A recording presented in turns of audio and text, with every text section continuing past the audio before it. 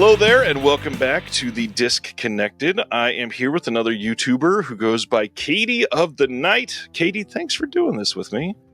It's my pleasure to be here.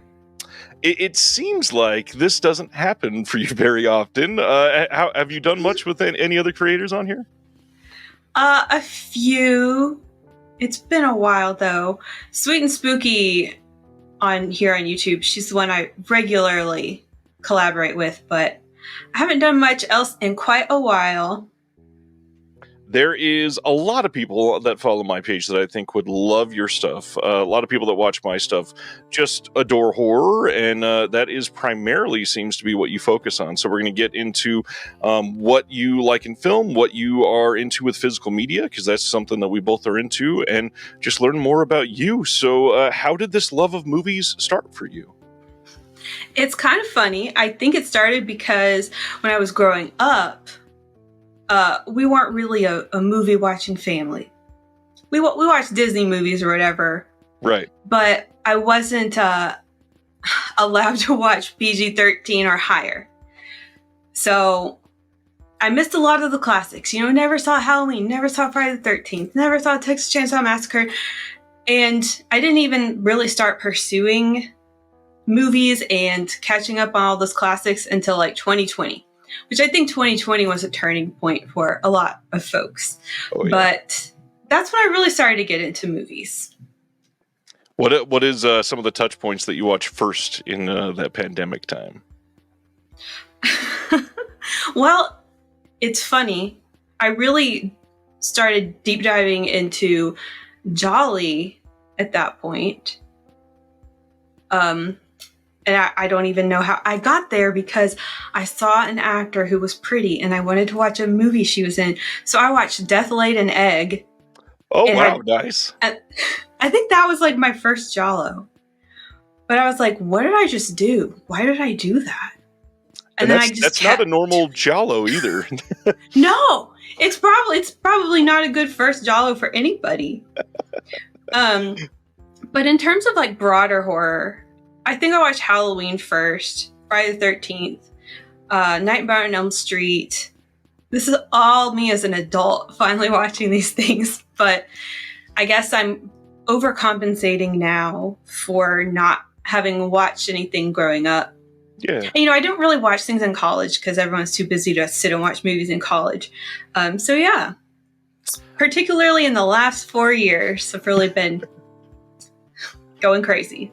Funny enough, I grew up in a small town, and the movies that I saw were really only the big names, like you just named, and then all of the behind-the-scenes stuff, the lower name titles that everybody seems to really champion. I didn't watch those until I was a little older than, early 20s. Well, probably like 19 through like 25 was my biggest years of discovery. But I gotta ask, like, how'd you respond to some of those classics as an adult? Do you feel like they hit like they were supposed to?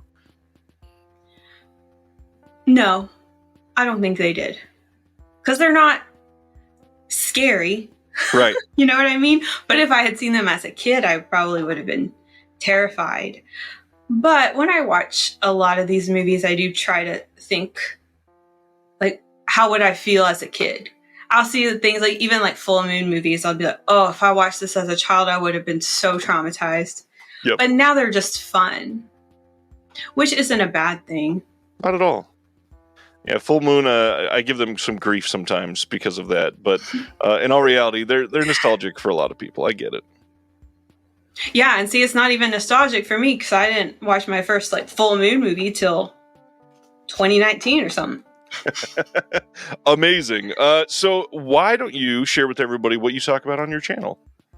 Sure.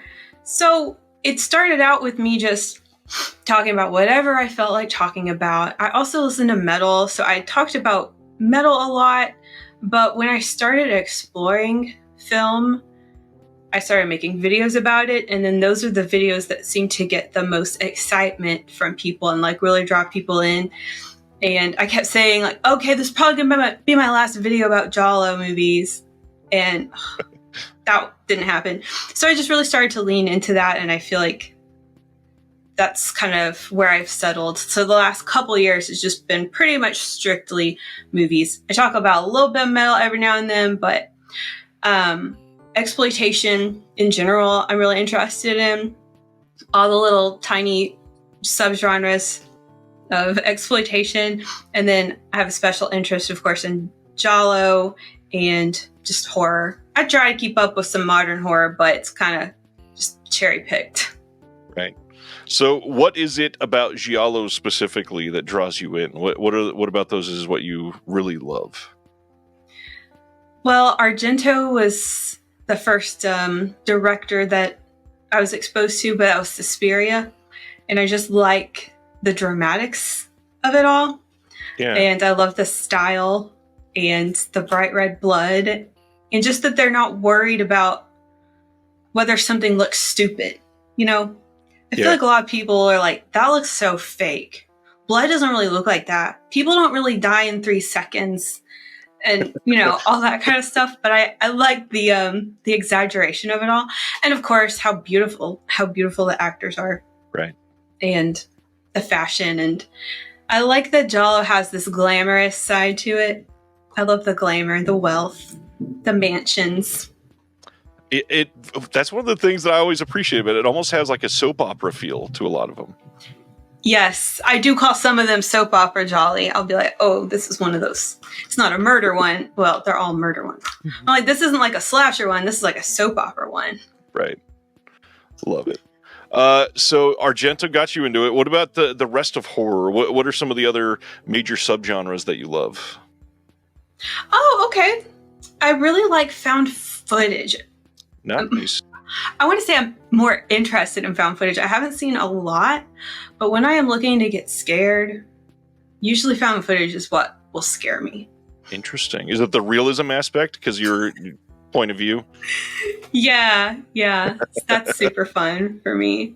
Oh, and I just love demons and possession and supernatural, religious. I think people get pretty tired of that sort of subgenre, but I love it. I live in the Bible Belt, so maybe that's why. That's true.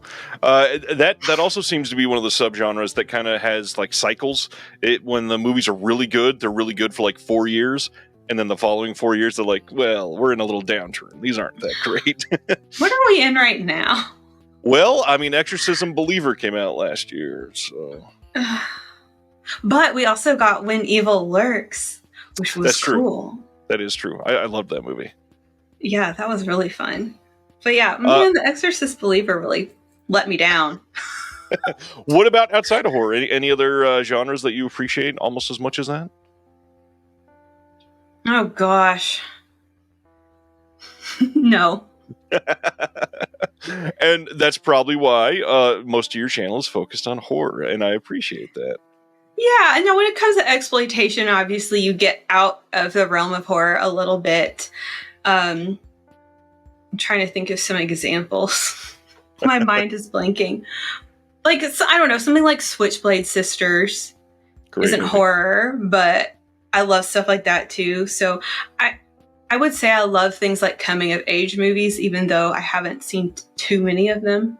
Mm-hmm. And I'm always really interested in anything that's like low budget, homemade, super independent, super obscure. I think all that stuff's so interesting. Nice. That's a good pick. Yeah. A lot of the indies, I mean, they feel, I don't know, more earnest. And so for me, like, if you can tell they're actually trying hard and it's not just they were given a blank check and they can do whatever they want with it, I feel like I get a little more out of it. Oh, yeah. And I also love Lifetime movies. Nice. I got a couple friends really into those. So good.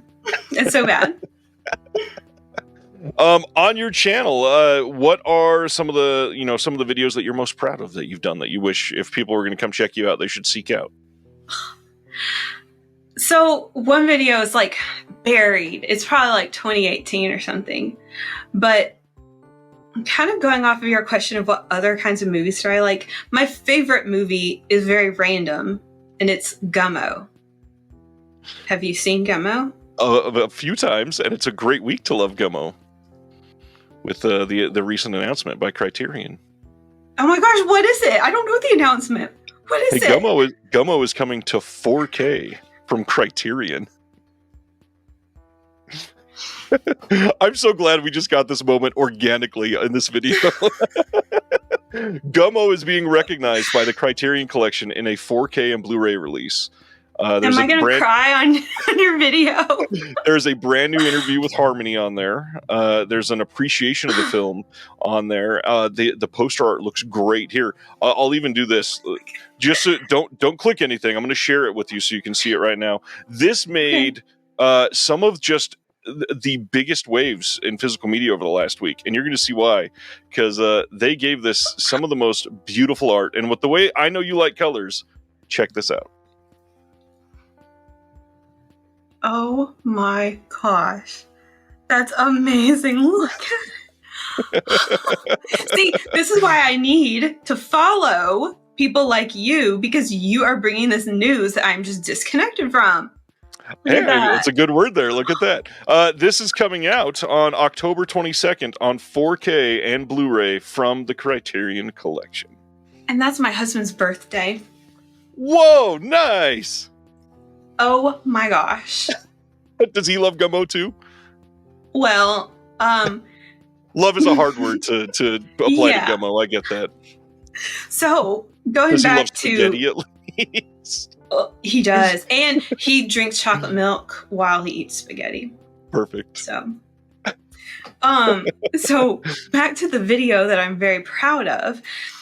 Gummo was filmed in Nashville, as you may know, and I live about 4 hours from Nashville. So we went on a Gummo pilgrimage to all the filming locations that we could find. And I did tons of research, took to Reddit, gathered information from many sources and created this map of filming locations like Captain D's. Well, it wasn't Captain D's at the time. And now it's a Captain D's. The bridge, the street where Solomon and Tumla are riding bikes. We went to all of it. That's amazing. And I'm really proud of that video. I think it's super cool. And that's one that stands out in my mind. That's great. But of course, that's like kind of niche, not necessarily for the horror fans. Well, yeah, but it's one of those films, especially if you're, I don't know, if you were indebted in skate culture in the 90s, if you're somebody that was into Larry Clark and Harmony Korine around then, if you were, born from 1985 to 1997, you probably got shown that by somebody's older brother. I love that. Yeah, that's one of those movies that's just it sticks with you in many ways. And I also love that the reason that Selena Gomez is in Spring Breakers is because her mom saw Gummo and loved it and said, "Oh, Harmony Korine wants you in his movie? Yeah, you should go do Spring Breakers." You're doing it. Wow, I didn't know that. That's so interesting. Yeah, Harmony is a character. I appreciate so much of his work. Have you seen all his recent stuff too, like Aggro Drift? Have you caught that yet? No, have you? I've not caught up with Aggro Drift yet, but most of his other stuff I've seen. Aggro Drift is filmed. Have you seen the advertisements at all or anything? It's filmed with like infrared cameras and done in like a music video style. And he premiered I've seen like a little bit. He premiered it in a strip club in LA. And a friend of mine went to the premiere and watched it in the strip club with Harmony Korine. That's so cool. I love that. Any other cult classics like Gummo that you're super into?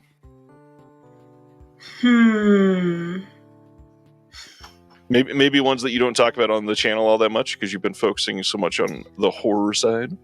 I love that. I feel like whatever movie I mentioned to you, you will have probably seen it. I mean, that's not entirely true. I'm still catching up. I've not seen everything. I've got big holes that I've missed. It's kind of tough. But another one of my like old longtime favorites is 13 from I think 2003 with Evan Rachel Wood and Nikki Reed in it. It's like about teenage girls. Oh, it's nice. It's just like a troubled teen movie. Okay. 2003. Oh, I remember that poster. Okay. Yeah, I remember seeing that in the movie store. or the rental store. I wasn't allowed to watch it at that time, but once I finally did, that was another favorite. But I don't know. I can't think of anything else off the top of my head. We were when we were talking beforehand. Did you say you're currently in college? Oh, no. I've been done for like 14 years. I work at a college, though. I work at a college. What do you do for the college? I'm assistant director of student life, which means specifically I oversee. I oversee fraternities and sororities. Oh, that sounds like it could be a handful. It is, but they don't really get into too much trouble. We're a small school. So what did you study in school? I have my bachelor's in English, and I have a master's in business administration. Wow, congrats! That's pretty big. Thank you. It's cool. To go back to your channel, there have been so many times where I've watched some of your videos and seen comments on them. People that have just never heard of any of these movies. And one thing that I've appreciated doing something like this is being able to share something that I love and have somebody follow up on that and respond in a way that makes me think, hey, I actually got to share something special with them. It seems like you get that a lot. Is that something that you feel like is common on your channel? Yeah, I guess you're right. And I never really intend, well, most of the time I don't intend to go out and recommend movies. And I feel like part of that's because I haven't seen enough. Like, I can't say top 5 summer camp movies because I've only seen like 6 summer camp movies. You know what I'm saying? So I feel like you can still make one. I guess. But I feel like I'm not trying to present like these are the best. Right. But sometimes I'll do stuff like that. But a lot of times I'm just talking about like, here's what I watched this month and I loved this and I loved this. Or I'll rave about a specific movie such as Baby Oopsie, and you might be able to see her here in the background. And a lot of people do end up going to watch Baby Oopsie, and I think that's super cool. We are going to discuss favorite Italian directors, and obviously you love giallo, but what is it about the Italian side of things? Is there a certain vibe that you get from these that draws you in more than other countries, or is it just something that, hey, I just happen to notice the ones I love the most happen to be from Italy? Yeah, well, most of the time I'm purposefully choosing to watch things from Italy. I think it's been a great way for me to learn about film is starting with a niche. So just starting with the Italian giallo as my niche helped me to learn how to talk about directors and how to talk about composers and how to recognize specific actors and things like that. So really, I've just been staying in this niche, especially because there's only, okay, it's debated, a few hundred films in the Italian giallo genre. So I'm like, let me just watch as many as I can find. And I've watched other films out of Europe, and I do really like that region, especially in the 70s and 80s. But a lot of it is just like, that's where I've started, and I'm just still there.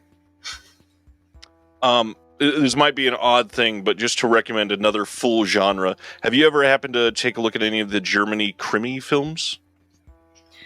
No, I think I've watched a couple. Nightmare, the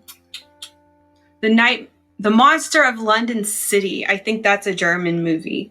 Was sort of like a proto giallo, but I haven't like dove into the creamies. Right. I always like to call them creamies. It's funny. I haven't deep dived into that yet.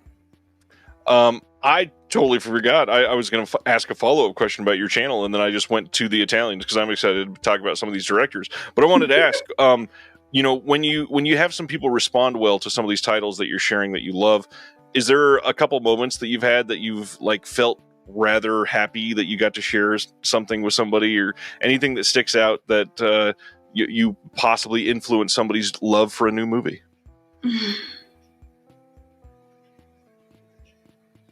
I don't know. I can't think of any specific examples, but I do love when I see someone comments on my video and they're like, I'm going to watch this tonight. Yep. I'm like, wow, okay. This seems to happen a I lot love over that. there. Yeah, that's fun. It's exciting. And it's, I mean, technically, it's kind of a way of film programming. There's so many, different areas that people used to be paid to be film programmers for an entire city. They work at the biggest theater. That's kind of being less and less possible nowadays. And so, in a very small community, you get to do that now for everybody watching your videos. Yeah, that's super cool. Okay, so back to the Italian directors. We're going to be talking about some of our favorites. I would like to, since you're the guest, we'll have you start. We'll just name the director, some of their favorites, and probably have a discussion. I'm willing to bet there's probably going to be some crossover here because I like a lot of the same movies that you like from over there. So let's start out with your number 5. Okay, I went with Umberto Lenzi. That's my number 5. Choice. I didn't think he'd be on the list. I just don't know why I don't always think about him. But I went to my Letterboxd stats for some inspiration and saw okay, I mean, he did Orgasmo, Nightmare Beach, which I watched that recently. I love Nightmare Beach. Eyeball, of course. Spasmo is highly beloved. And then, of course, all the Lindsay Baker, Gialli in general, which I really like. This is a good pick. He was literally number 6 on my list, so he's not going to make the top 5. Lenzi is great, though. I'm also a big fan. I know a lot of people recently are really into his horror stuff, but he made a lot of really great crime films, too. Yeah.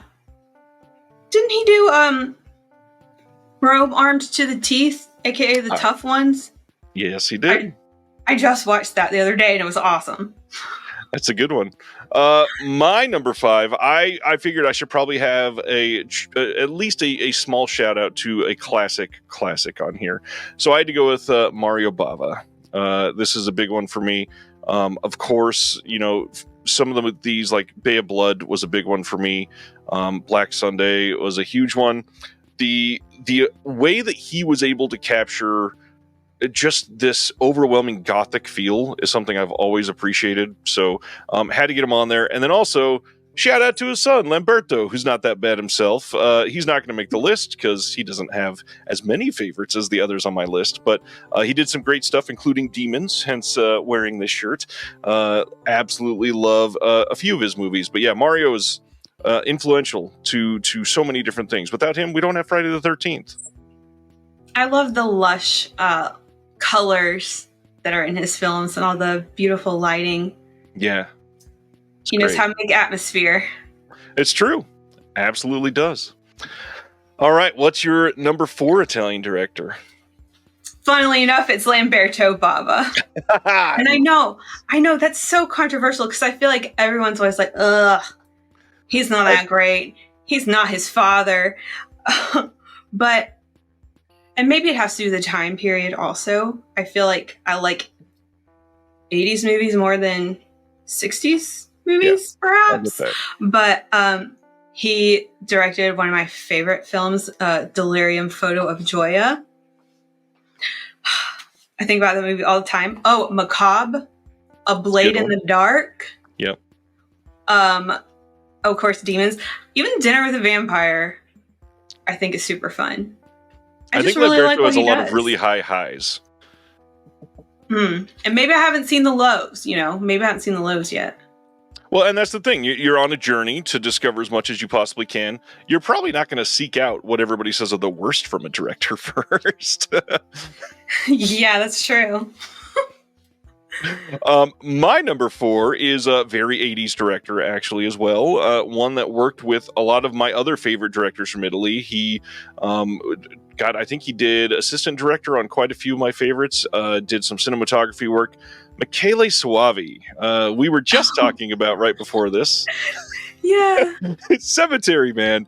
And Michele Soavi has directed some absolute classics. I mean, The Church, The Sect, Cemetery Man, and then assisted with so many, like his hand has been on literally some of the best films of all time. And what's great is you can see it. His theming, his lighting, his ability to capture just, I don't know, absurdity in some of these movies. Like Cemetery Man is flat out absurd. And he does it in a way that you walk away going, that was fun. I don't know what I just watched, but it was super fun.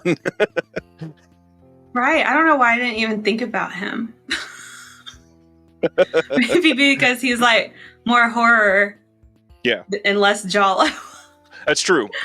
Giallo was, I won't say dead, but definitely on the way out when he got popular. But he was in A Blade in the Dark, which is great. This is true. All right. What is your number 3? My number 3 is Dario Argento. And I just thought to myself the other day, I was like, how come people don't call him Dargento for short? Or do they? I think I will now. Well, of course, D'Argento needs no introduction, really, but the style and the way he really plays up tension is just... And the color, of course, I'm a sucker for color, is all stuff that I love to see out of him. So, of course, Suspiria, Phenomena, Opera, Bird of the Crystal Plumage. What else? Oh, and I love Four Flies on Grey Velvet too. Wow, nice. Those are just some favorites. He did a lot that most people just flat out ignore because they only watch like the 5 or 6 famous ones. But yeah, Four Flies is one that was hard to see for a while. Now it's got this fancy 4K release from Severin. It's streaming places. People have been able to see it. I'm glad people are discovering it lately. It took me a long time to get to it because so much has changed even with streaming in the last 4 years since I've been into this. But it took me a long time to find it streaming. A lot has changed in the last 4 years. I feel like people are finally realizing that it's not everything that it was promised to be to us. And so some people are finally departing it. But we're going to talk about physical media after these top 5. So we'll be discussing that in just a moment. My number, what am I on? 3? My number 3 is another classic, but from a different genre focus. I'm going to talk about Sergio Corbucci. Sergio Corbucci has done some of my favorite Westerns, and I'm not a huge Western person. It takes like a really special one to... What's the giggling about? Do you not love Westerns either? I've seen like one. I'm laughing because people are very sensitive about Westerns. I'll take the hit for you. I grew up in a house where my great-grandfather played Westerns constantly, and it made me hate them. I thought they were the most boring pieces of junk ever. I can't stand John Wayne. I would be fine if I never see a John Wayne movie for the rest of my life now. But there are a couple that I've watched because they've been so recommended, and I've fallen in love with. And Corbucci has done probably my 2 favorite Westerns at this point. And so I got to bring up The Great Silence. It is the most influential for like Tarantino's Hateful Eight. It's a very snow Western. And then the other big one, of course, is from 1966, Django, which is probably one of the best and one of the first like very influential spaghetti Westerns that came out from that time. And I can't believe that a movie like that is still influencing things in a way, and it doesn't have the same reputation that, you know, these other Clint Eastwood Westerns have for some reason, even though it should. It is, in my opinion, better than most of those. I feel like it's a more compelling movie. I mean, the movie starts with this very handsome guy walking through the desert, dragging a coffin. That alone... like, that's a compelling character. I want to know what the hell he's doing. That's crazy. And then when you find out what's in that coffin about a third of the way through the movie, you're just in for the ride. And then, of course, it's a bloody movie. Like, it's super interesting. And for people that love genre films, it's one that I feel like everybody would love. Man, you stated a good case. I haven't seen that myself. I recommend it. What is your number 2, then? I went with Lucio Fulci. I've got kind of some basic answers here, I know, but it's just where I'm at. I will spoil something and say it's not too basic. Thank you. I've still got 2 picks coming, so. Okay. So I think Fulci really helped me learn to embrace the absurd and learn to enjoy a movie without expecting it to make sense. And just, I don't know, just the way that he does gore and all of that, it's just so fun. And it also teaches you that you don't have to always be policing whether something looks real or not, and just enjoy the show. So he really kind of helped me be a little more, what's the word I can use here? Just like, don't hold on so tight to how I think a movie is supposed to be. He helped me just kind of like let go and enjoy. Nice. So I have a few movies here that I love from him. Enigma is my favorite. Wow, that's a deep cut for that. Nice. And it was one of the earlier ones that I watched too. And I think I watched it because it has Laura Lamberti, who's also in A Blade in the Dark. And I just kind of like followed her over there. I also love Demonia, the Gates of Hell trilogy, Lizard in a Woman's Skin. I've seen several from him, and I think it's really fun. That's a good pick. And I like the explanation there. Man, now I'm trying to figure out ahead of time who your number one is, but I'm eager to hear in just a moment. Maybe it should have been Fulci. All right. My number two was your number three, Dario Argento. So if we're talking basic answers, my top two is going to be pretty basic. Argento's like, for me, basically the godfather of a lot of this. He is he is giallo. He is everything that made this genre. He is who people try to emulate still to this day in a lot of modern horror. People make a movie and put a green light behind a window and say, "Yep, I'm just trying to pull an Argento," and it's like, well, you got to do a little more than that. He had plans for some of that, and I mean, his movies are astonishing. He did have some stinkers. I'm not going to argue with that. However, you can't argue with Suspiria. You can't argue with Tenebrae. You can't argue with, God, so much that he's done. You mentioned many of them. My favorite is still Opera. I think that it is one of the most beautiful movies of all time. I cannot believe that it's getting this huge 4K release from Severin this year. Cannot wait to get that in. Argento he's up there for me. He did a lot, and I still say one of my favorite theater experiences ever is I got to go to one of the shows where Suspiria was played, and we got to see the score played live with Goblin. And I saw that too. They came to Alabama. Isn't it great? Yeah. I didn't even fully understand how important that was at the time, though. It's so rare to see them in small towns like something in Alabama. It's rare that they would play Kansas City. That's awesome. It's great. All right, let's hear it. What is your number one? I went with Sergio Martino. Oh, wow. Okay, not who I was going to guess, but nice.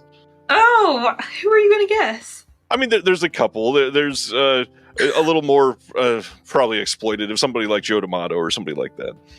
Oh, I haven't seen too much of his work yet. Martino. I mean, I should have guessed Martino with how much you love giallo. Yeah, these are all mostly giallo inspired, huh? But I get it. Of course, Strange Vice of Mrs. Ward is one of my favorites. So is All the Colors of the Dark. Beautiful movie. Torso. Case of the Scorpion's Tail. And I've also sought out some of his other genres. So I watched a comedy called The Wife on Vacation, Lover in Town. I've not seen that one. Is it good? I don't know, because I watched it in Italian. Did it make you feel good while watching it, at least? It was pretty funny. It has Edwige Fenech and Barbara Boucher in the same movie. So that's why I watched it. But the comedy bits, they need no language. Transcends language. And then I also watched American Rickshaw the other day. Ooh. Have you seen that? I have. That is that's an absurd movie. It really is. These viewing selections lately have been messing with my brain. But yeah, I'm just going with Martino. Martino's a fun pick. He has done a lot of really great movies. He's also done a couple that I've really not been sure why they existed, but it's okay. He did everything that he's done. It's been at least worth watching, I would say. I love it. And then my number one is the one that you called basic. Fulci is my god, essentially. Fulci had to be my number one. Lucio Fulci is somebody that I saw Gates of Hell, otherwise known elsewhere as City of the Living Dead. I saw this movie when I was fairly young, and then come to find out, literally, I think it was about 2.5 years ago, my mom messaged me because she found out I was doing all this stuff with films. We had been sort of separated for a handful of years, and then we were getting to know each other again. And she mentioned, "Hey, I know that you're doing all this movie-focused stuff. I saw a movie when I was very young. I was like 12 or 13 years old. Can you help me figure it out?" And she starts describing very obvious scenes from City of the Living Dead. And my mom was raised a little Mormon girl in Utah that would never be allowed to watch any of this stuff. And turns out City of the Living Dead played at some random ass drive-in in the middle of Utah, like 8 months after it was released. And it traumatized her so much that she has been like revisiting these scenes in her head for 40 years. And so earlier this year, my wife went out of town and took my kids with her. And so I said, "Hey, Mom, let's sit down and watch City of the Living Dead together in 4K." And to be able to look over and see her like marveling at something that she hasn't seen in 40 years because she didn't know what it was called, and like rediscover this love of this lost foreign to her movie was just one of the best experiences. And it made me think back to the first time I saw it, and Fulci has just always been one of my favorites. Don't Torture a Duckling is my favorite from him. I think it's his best movie. I got to give a shout out. The Gates of Hell trilogy is classic, of course. But he's done so much that is just iconic. It's great. He could make things out of literally nothing. He'd have no budget to finish filming, and he'd be like, "I don't care. I'm going to go give you the goriest scene of the movie in 12 minutes. Watch." And it's amazing. I mean, so much of what he did was traumatizing for an entire generation. And I think he, honestly, at the heart of his skill, I think he's even better than Argento. So Fulci is my man. Well, I put him above Argento too. That's funny. Yeah, that's true. I love that story about your mom. That's crazy. Yeah, I still can't believe we both saw that. That was our both first Fulcis, and she'd forgotten about it for 40 years. It's like a legacy. It is, literally. It's like in your destiny. It's in your blood. It was fated to watch City of the Living Dead first. So a lot of my picks I've discovered because of physical media. Everybody that watches my channel, I talk about this stuff constantly. It's something I love. You talk about it quite a bit recently because it's something that a lot of these movies are literally disappearing. I have people that come over and marvel at my room and just go, "Why do you have all these? We can stream things." And I have to explain, I think you can only stream about 30% of what's in my room here. Mm-hmm. And people don't believe that. So why, for you, who's somebody just primarily discovering this passion for film in the last 4 or 5 years, why is physical media important to you? It might be part of my age a little bit. Like, I'm still in this mindset that if you love something, you go buy it. Yeah. Like, if I love a band, I'm going to go buy their album. If I love a movie, I'm not going to keep streaming it. I'm going to buy it so that I have it. I think it's about having. I want to have it. I don't want to keep borrowing it with the subscription fee and it may disappear. Right. And like, I don't really pay for a lot of subscriptions. I don't really like that. Me neither. I don't know. It just doesn't sit right with me. So I would rather just have it. And for not to depend on an internet connection or anything like that. I don't love that it seems like everything is turning to a subscription lately. It's such an annoying practice. I don't want to keep paying for something if I can pay for it once. Exactly. Yeah, that's the other thing. Like, I'm still in this mindset of if I like something, I'm going to pay for it one time. So, it is nice to just have it like laid out and you can see it on your shelf. I think I feel that way primarily because of being kind of from the music industry. I helped a lot of bands and all of that stuff, and I've seen bands literally have to break up because they weren't supported. It was in the whole post Napster era where everybody started downloading everything illegally, and just people not purchasing their albums would say, well, we literally can't afford to drive to the next city now.